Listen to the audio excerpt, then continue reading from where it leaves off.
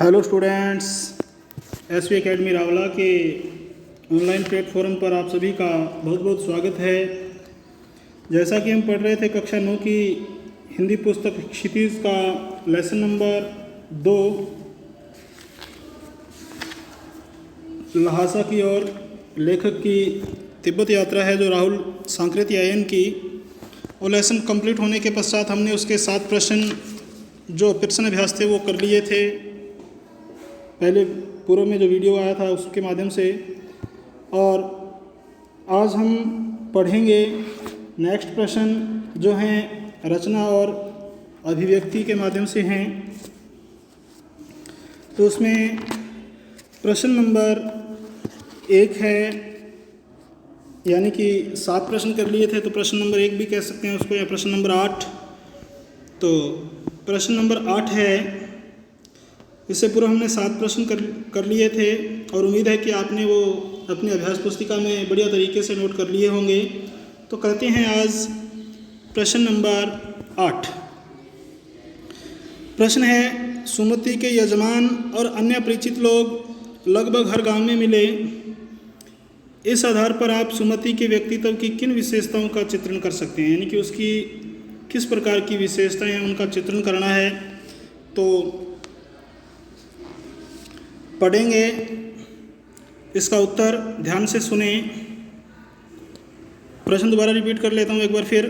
सुमति के यजमान और अन्य परिचित लोग लगभग हर गांव में मिले। इस आधार पर आप सुमति के व्यक्तित्व की किन विशेषताओं का चित्रण कर सकते हैं। तो इसका उत्तर है, सुमति के परिचय और सम्मान का दायरा बहुत बड़ा था। सुमति के परिचय और सम्मान का दायरा बहुत बड़ा था। तिब्बत के तिनरी प्रदेश में अधिकतर गांवों में उसके जान पहचान वाले थे या जान पहचान के लोग थे।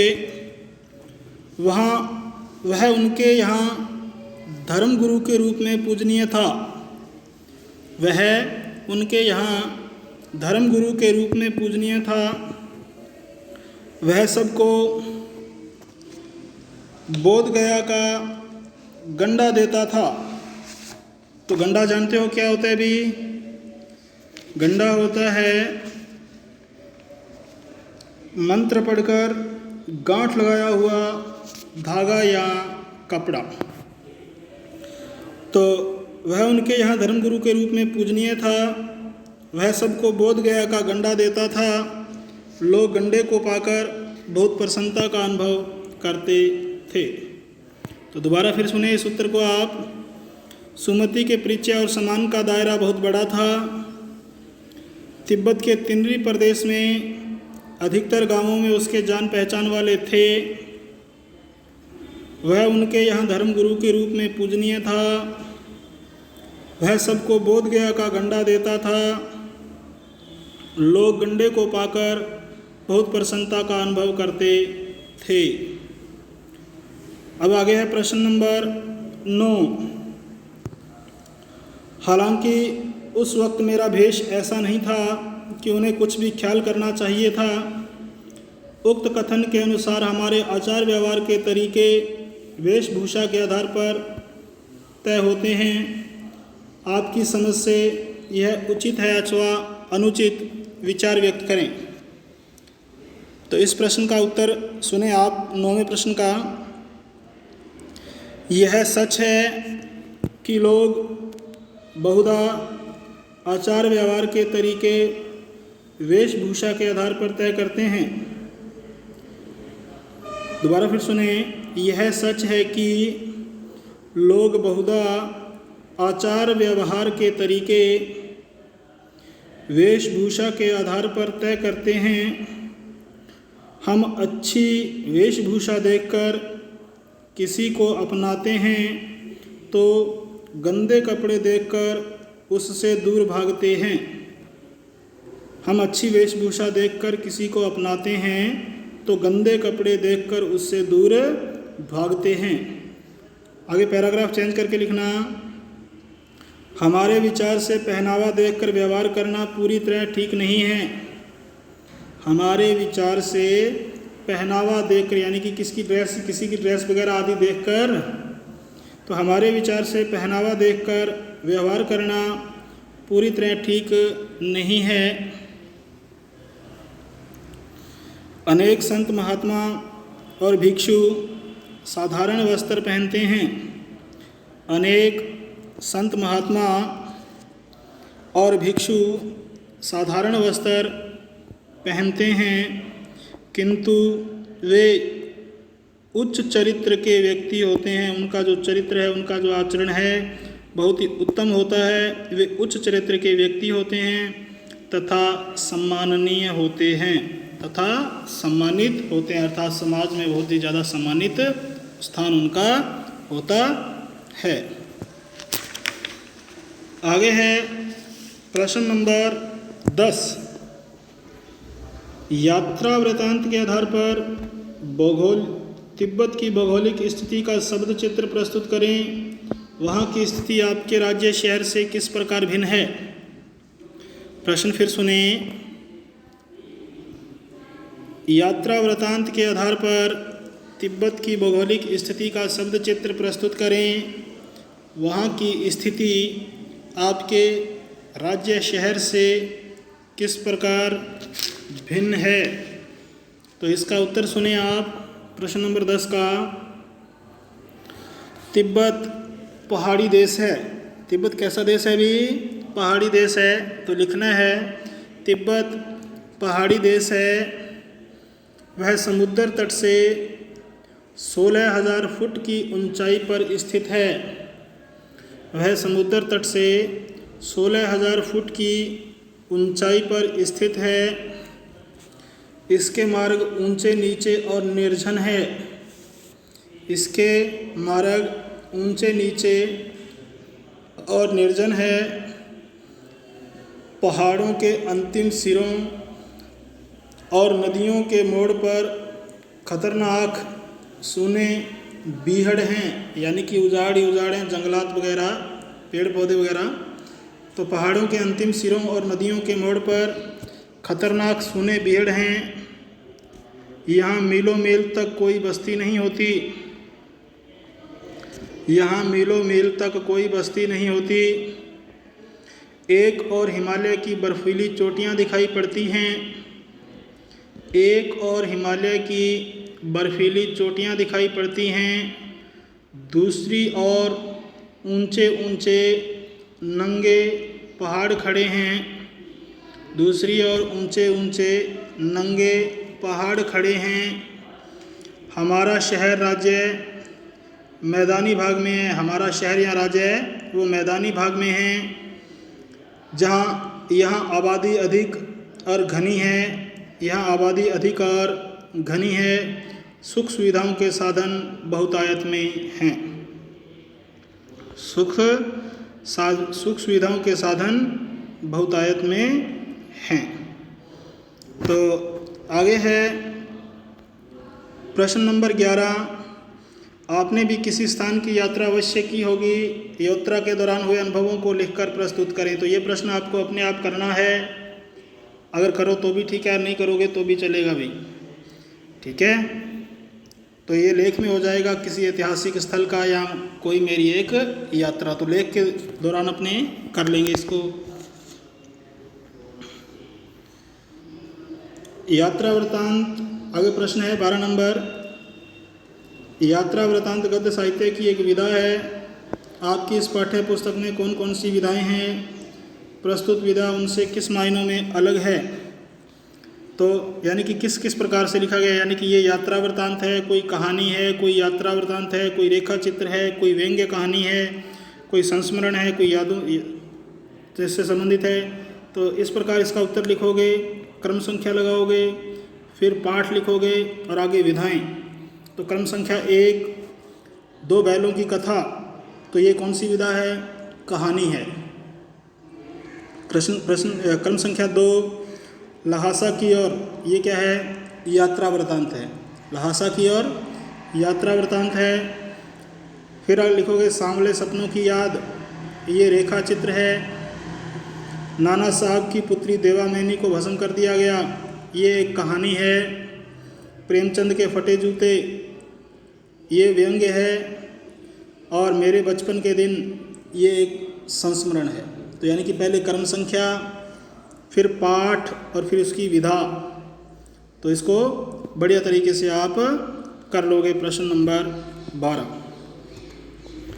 आगे है भाषा अध्ययन में। प्रश्न नंबर 13, किसी भी बात को अनेक प्रकार से कहा जा सकता है। जैसे सुबह होने से पहले हम गांव में थे, पो फटने वाली थी कि हम गांव में थे। पो का मतलब होता है सर्दी की ऋतु शुरू होना। तारों की छाँव रहते रहते हम गांव पहुंच गए।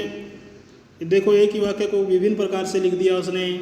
तो नीचे दिए गए वाक्यों को अलग अलग तरीके से लिखिए। कौन सा वाक्य है? जान नहीं पड़ता था कि घोड़ा आगे जा रहा है या पीछे। तो इसको कैसे लिखोगे? इसको लिखोगे, उत्तर लिखना है इसका 1 नंबर लगा के, पता नहीं चलता था कि घोड़ा आगे जा रहा है या पीछे। पता नहीं चलता था कि घोड़ा आगे जा रहा है या पीछे। तो इस प्रकार भी लिख सकते हो नंबर 1। और नंबर 2, इस वाक्य को कैसे लिख सकते हो? कभी अनुभव होता था कि घोड़ा आगे जा रहा है, कभी लगता कि पीछे जा रहा है। यानी कि वाक्य को थोड़ा चेंज करके लिखना है, बस और कुछ नहीं है इसमें। आगे प्रश्न नंबर 14। प्रश्न नंबर 14 में है ऐसे शब्द जो किसी अंचल यानी क्षेत्र विशेष में प्रयुक्त होते हैं। अंचल का मतलब होता है कोई क्षेत्रीय शब्द। जैसे अपने क्षेत्र में कोई शब्द बोले जाते हैं तो उन्हें आंचलिक शब्द कहा जाता है। तो प्रस्तुत पाठ में से आंचलिक शब्द ढूंढ कर लिखने हैं। यानी कि तिब्बत के क्षेत्रों में, आंचलिक क्षेत्रों में किसी क्षेत्र विशेष में प्रयुक्त होने वाले शब्दों को लिखना है।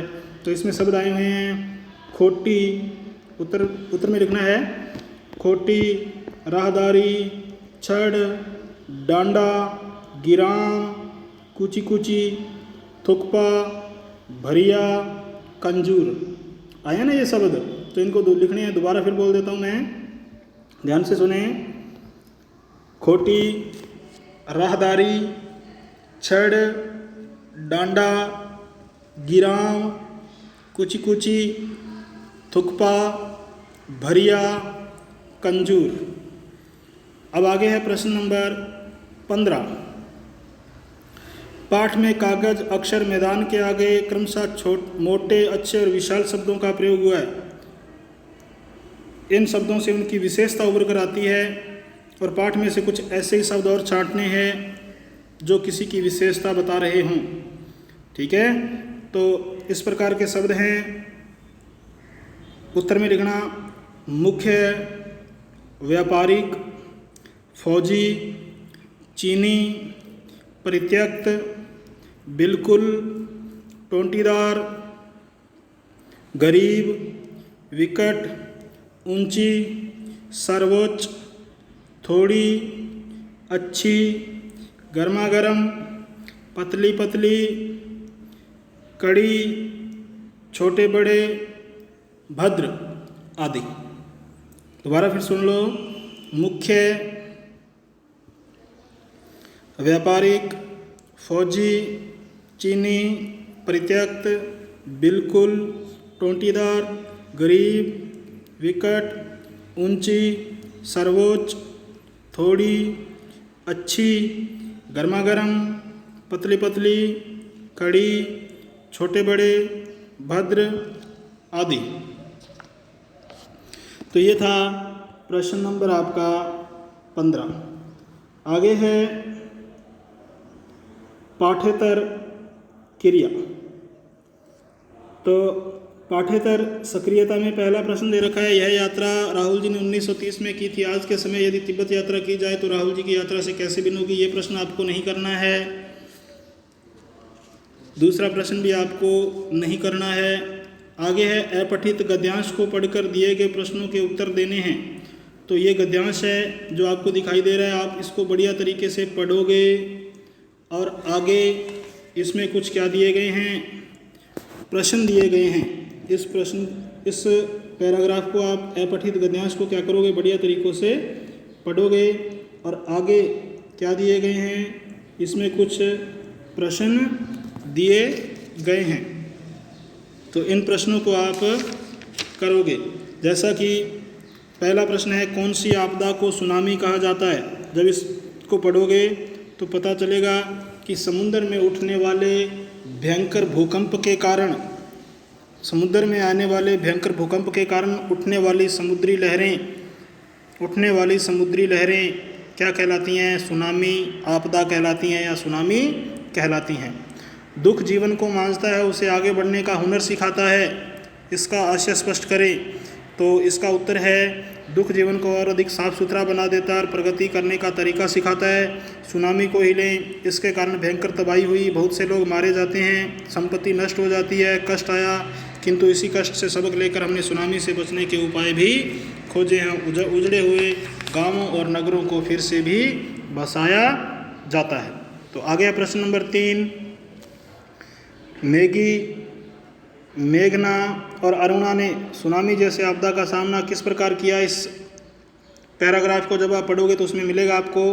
तो 13 वर्ष की मेघना और अरुणा 2 दिन तक समुद्र में तैरते रहे। अनेक समुद्री जीवों ने निगलने की कोशिश की, किंतु वे सफलतापूर्वक किनारे आ लगे और सुरक्षित बच गए भी। और मैगी ने सुनामी की चुनौती को ललकारा। उसने 10 मीटर ऊंची लहरों के बीच अपना बेड़ा उतार दिया। उसमें अपने परिवार के 41 लोगों को बिठाकर समुद्र की लहरों से संघर्ष करती रही। 18 साल की इस जलपरी ने सुनामी की लहरों को पराजित कर दिया। आगे प्रस्तुत गद्यांश में दृढ़ निश्चय और महत्व के लिए किन शब्दों का प्रयोग किया है? तो महत्व के लिए, दृढ़ निश्चय के लिए बुलंद इरादे, दृढ़ निश्चय के लिए क्या किया है? बुलंद इरादे शब्द का प्रयोग किया है। और महत्व के लिए अहमियत शब्द का प्रयोग किया है। आगे है, इस गद्यांश के लिए एक शीर्षक नाराज समुद्र हो सकता है। इस गद्यांश के लिए एक शीर्षक नाराज समुद्र हो सकता है। आप कोई अन्य शीर्षक दीजिए तो इसको कह सकते, इसका अन्य शीर्षक हो सकता है समुद्र की चुनौती, या सीधा कह सकते हो आप सुनामी का सामना। समुद्र की चुनौती अथवा सुनामी का सामना।